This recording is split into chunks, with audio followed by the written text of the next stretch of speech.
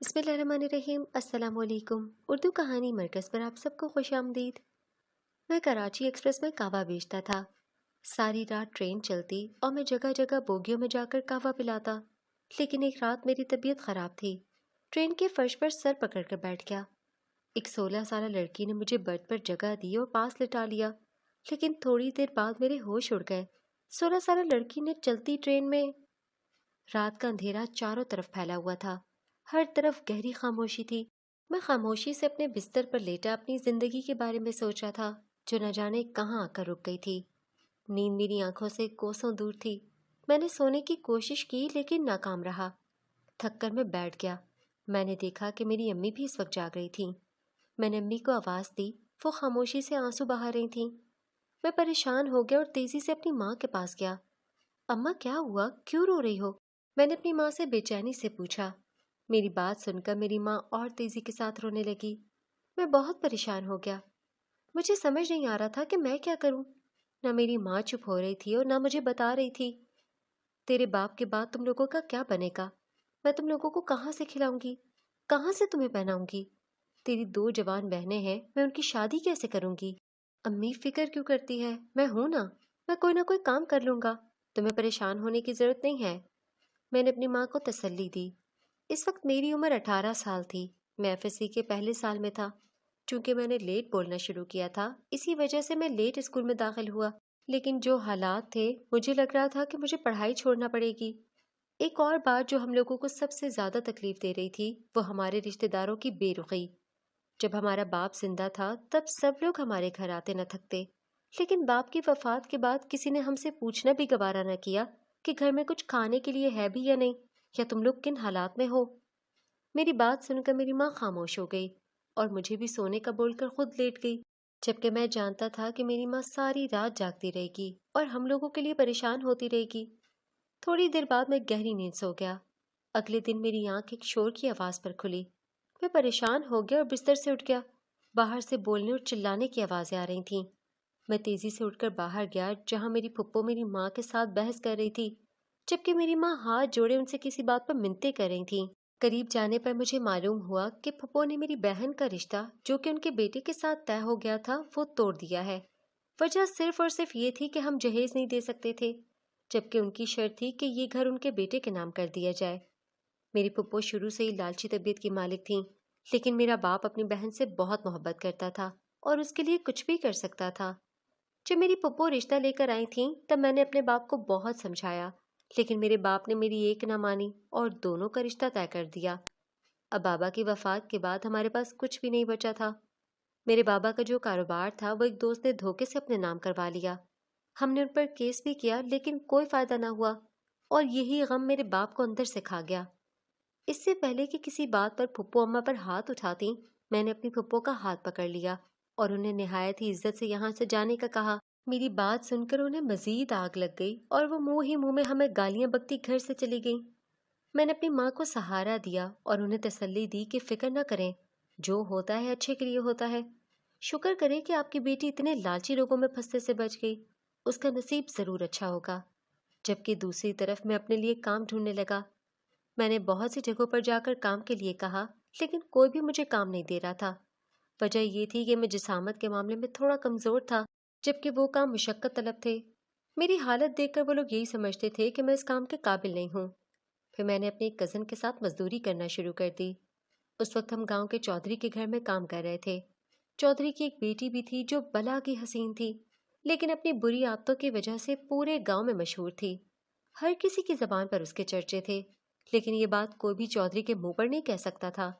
वजह ये थी कि उसके असर रसूख बहुत ज्यादा थे। मुझे अक्सर उसकी आंखों में अपने लिए एक पैगाम मिलता था, लेकिन जानबूझकर मैं उस पैगाम को झुठलाता, क्योंकि मुझे अपनी इज्जत बहुत अजीज थी। एक दिन मैं उनके घर में ही काम कर रहा था, जब एक बच्चे ने मुझे कहा कि आपको चौधरी साहब कमरे में बुला रहे हैं। वो कमरा हवेली के अंदर था, जबकि मेरा काम हवेली से बाहर था। मैंने एक नज़र अपने हुलिये को देखा, लेकिन चूंकि चौधरी साहब का हुक्म था, इसलिए मैं वहां पर चला गया।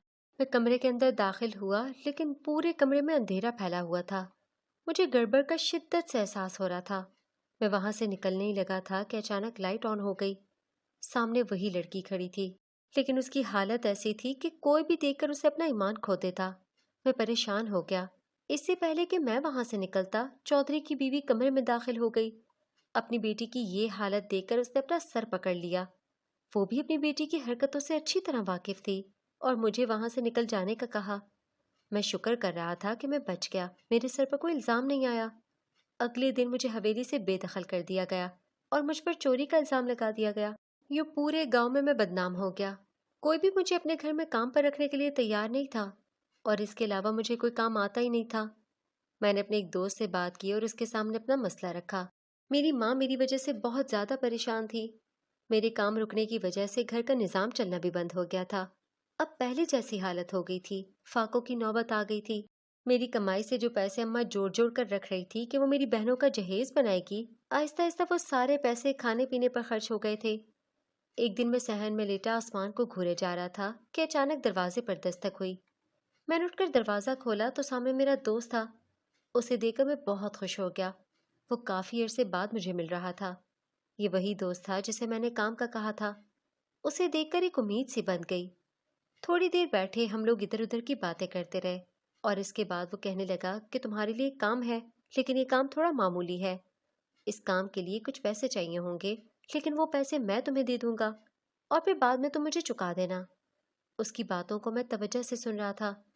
میں نے اسے کہا کہ جو بھی کام ہے مجھے بتاؤ، فی الحال فارغ بیٹھنے سے اچھا ہے کہ کچھ پیسے ہاتھ میں آ جائیں گے۔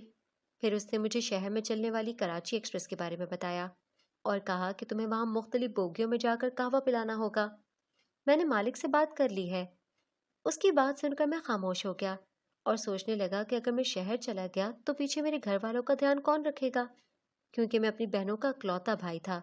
گھر میں میرے علاوہ اور کوئی مرد بھی نہیں تھا۔ میں نے امی سے اس بارے میں بات کی، لیکن امی نے کہا کہ تم ہم لوگوں کی فکر مت کرو، گاؤں والے اپنے ہی ہیں، کافی عرصے سے ہم یہاں پر رہ رہے ہیں، ڈر کی کوئی بات نہیں، تم چلے جاؤ۔ اور پھر یوں میں شہر آ گیا۔ شہر کی زندگی میری سوچ سے بھی زیادہ حسین اور رنگین تھی اور یوں میں یہ کام کرنے لگا۔ وقت تیزی کے ساتھ گزر رہا تھا۔ پہلے میں صرف دن کے وقت قہوہ بیچتا تھا، لیکن اب میں نے یہ کام رات کے وقت بھی شروع کر لیا۔ ڈبل کام کرنے سے میرے ہاتھوں میں اچھے خاصے پیسے آ جاتے۔ زندگی دوبارہ سے خوشحالی کی طرف گامزن ہو گئی۔ اس سب میں میری صحت گرتی جا رہی تھی، لیکن مجھے اپنی صحت کی کوئی پرواہ نہیں تھی۔ ایک چیز تھی جو مجھے تکلیف دیتی تھی، وہ میری ماں کا رویہ تھا۔ جب بھی میری ماں مجھے کال کرتی تو وہ مجھ سے پیسوں کے بارے میں بات کرتی۔ کبھی اس نے مجھ سے میری خیریت کے بارے میں نہیں پوچھا تھا اور نہ ہی کبھی اس نے اس چیز کی فکر کی تھی، جبکہ میری بہنیں مجھ سے بہت محبت کرتی تھیں اور مجھے اکثر کہتی کہ اتنا زیادہ کام مت کیا کرو، تم بیمار پڑ جاؤ گے۔ لیکن میری زندگی کا ایک ہی مقصد تھا کہ میں پیسے کماؤں۔ وقت بہت تیزی کے ساتھ گزر رہا تھا۔ میں مختلف بوگیوں میں جا کر قہوہ پلاتا۔ ایک دن کراچی ایکسپریس کو آنے میں دیر ہو گئی۔ میں یوں ہی ایک کلی کے ساتھ بیٹھ گیا اور اسے ادھر ادھر کی باتیں کرنے لگا۔ ایک حد تک میری اس کے ساتھ دوستی ہو گئی تھی اور اس کے گھر میں آنا جانا بھی تھا۔ اس کا گھر قریب ہی تھا۔ اکثر وہ مجھے رات کے کھانے پر اپنے گھر لے جاتا اور مجھ سے اپنی پریشانیاں بھی شیئر کرتا۔ میں جہاں تک ہو سکتا اسے اچھا مشورہ دینے کی کوشش کرتا۔ اس کلی کی ایک بیٹی تھی، وہ اپنی بیٹی کے بارے میں بہت فکر مند تھا۔ اس کی شادی کی عمر ہو گئی تھی، لیکن ابھی تک کوئی رشتہ نہیں آ رہا تھا۔ میرے پوچھنے پر اس نے مجھے بتایا کہ اس کی بیٹی کی عمر 16 سال ہے۔ میں حیران ہو گیا کہ ابھی اس کی عمر ہی کیا تھی اور شادی کی اتنی فکر۔ پھر مجھے پتا چلا کہ ان کے خاندان میں لڑکیوں کی اتنی ہی عمر میں شادی ہو جاتی ہے۔ بعد میں جب لڑکی کی عمر بڑھ جائے تو اس کے لیے کوئی بھی رشتہ نہیں آتا، لہٰذا مجھے یہی بہتر لگا کہ میں اس کے معاملے سے دور ہی رہوں۔ دوسری طرف مجھے ایسے بھی لگ رہا تھا کہ وہ اپنی بیٹی کا رشتہ مجھ سے کرنا چاہتا ہو۔ کئی بار اس نے باتوں ہی باتوں میں مجھ سے اس بات کا ذکر بھی کیا، لیکن ہر بار میں نے اس کی بات کو ٹال دیا، کیونکہ میں یوں کسی سے شادی نہیں کر سکتا تھا۔ مجھے اپنے لیے ایک ایسے ہمسفر کی تلاش تھی جو زندگی کے کٹھن سے کٹھن مرحلے میں بھی میرا ساتھ دینے سے گریز نہ کرے۔ ایک دن اس کلی نے مجھے اپنے گھر کھانے پر دعوت دی۔ میں بہت خوش ہوا کیونکہ ایسی صورتحال میں میرے پیسے بھی بچ جاتے تھے اور وہی پیسے میں گھر بھیجنے والے پیسوں میں شامل کر لیتا تھا۔ میں نے دروازہ کھٹکھٹایا لیکن کوئی بھی رد عمل نہ ہوا۔ تھوڑی دیر بعد میں نے دوبارہ دروازہ کھٹکھٹایا تو اندر سے ایک خوبصورت آواز آئی، کون ہے؟ میں نے اپنا تعارف کروایا۔ ایک بات کا تو مجھے احساس ہو گیا تھا کہ یہ کلی کی بیٹی ہی ہے۔ اس نے دروازہ کھول دیا۔ اسے دیکھ کر مجھے اپنی آنکھوں کا یقین نہیں آیا۔ اس سے زیادہ خوبصورت لڑکی میں نے اپنی زندگی میں نہیں دیکھی تھی۔ وہ بلا شبہ حسن کا ایک مجسمہ تھی۔ میں چند لمحے اسے دیکھتا رہا۔ उसे इस चीज़ का एहसास हो गया था, लिहाजा उसने जल्दी से अपना दुपट्टा सीधा किया। मैं होश की दुनिया में वापस आया। मुझे समझ नहीं आ रही थी कि मैं उसे कैसे बताऊं कि यहाँ पर मैं क्यों आया हूँ। फिर उसने खुद ही मेरी मुश्किल आसान कर दी और कहने लगी, माज़रत चाहती हूँ, लेकिन अम्मा और अब्बा घर पर नहीं है। ख़ानदान में एक फौतगी हो गई है, वो दोनों वहाँ पर चले गए हैं। जबकि मुझे इस चीज़ पर हैरत हो रही थी कि अपनी जवान बेटी को छोड़कर कोई कैसे जा सकता है। तुम तो घर में अकेली हो, बेसाख्ता मेरे मुंह से फिसला। मैं खुद ही अपने सवाल पर शर्मिंदा हो गया। मेरी बात सुनकर वो हल्का सा मुस्कुराई और कहने लगी, नहीं, मेरी कज़न भी मेरे साथ है। अब वहाँ मज़ीद रहना बेमकसद था, लिहाजा मैं वापस आ गया, जबकि मेरे जहन में अभी तक उसका हसीन चेहरा घूम रहा था। मैं एक छोटे से कमरे में एक कुली के साथ रहता था। उस कुली की आदत थी कि वो रात को सोते हुए हमेशा अखबार पढ़ता था और मुझे भी पढ़कर सुनाता था। उसकी ये आदत मुझे बहुत जहर लगती थी, क्योंकि मुझे इस चीज़ से कोई दिलचस्पी नहीं थी। एक तो मैं बहुत थका हुआ होता और फिर ऊपर से इस सूरत हाल में मेरा सर मज़ीद दुखने लगता। आज भी मैं वापस आया तो उसने यही शुगल लगा दिया। मैं उस लड़की के बारे में सोचना चाहता था, लेकिन ध्यान बार बार भटक कर कुली की आवाज़ की तरफ चला जाता। आखिर में मैंने उसे झटक कर खामोश करवा दिया और सोने के लिए लेट गया, लेकिन फिर भी वो चुप ना हुआ और अखबार ख़त्म करने के बाद ही लेटा। आधी अधूरी बातें मेरे जहन में घूम रही थीं। मैंने रात का खाना नहीं खाया हुआ था। भूख से मेरे पेट में दर्द होने लगा। फिलहाल खाने को कुछ दस्तयाब भी नहीं था। मैंने अगले दिन ट्रेन में ही कुछ लेने का सोचा। अगला पूरा दिन मेरा बहुत बुरा गुजरा। पूरा दिन काम करने से मैं बुरी तरह थक गया था। मैं चाह रहा था कि रात के वक्त आराम करूं, लेकिन अम्मी की दोबारा कॉल आ गई। उन्हें कुछ पैसों की ज़रूरत थी और यूं मैंने रात के वक्त सोने का इरादा मुलतवी कर दिया और मुख्तलिफ बोगियों में जाकर लोगों को कहवा पिलाने लगा। ट्रेन का एक डब्बा बिल्कुल खाली था। वहां पर सिर्फ एक औरत थी जो एक सीट पर बैठी हुई थी। इससे पहले कि मैं उसके पास जाता और उसे कहवा पिलाता, मेरा सर दुखने लगा और मैं अपना सर पकड़कर वहीं बैठ गया।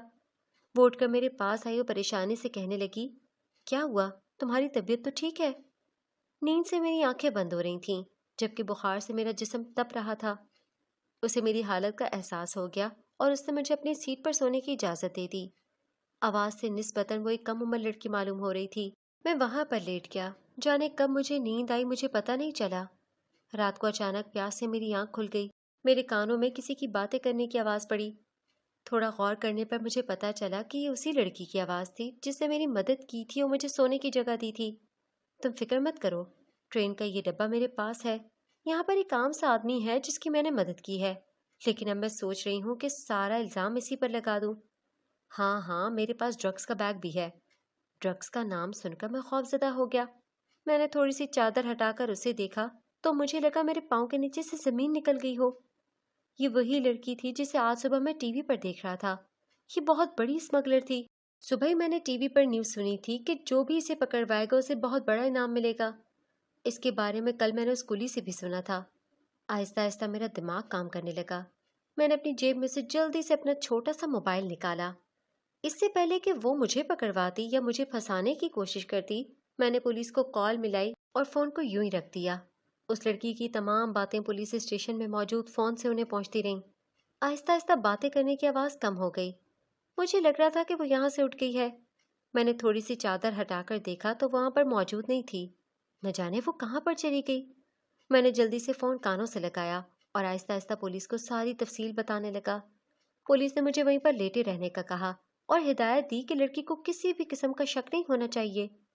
इसके बाद मैं यूं ही लेटा रहा। थोड़ी देर बाद ट्रेन अचानक रुक गई। चारों तरफ से ट्रेन को पुलिस ने घेर लिया था। किसी को भी बाहर निकलने की इजाज़त नहीं थी।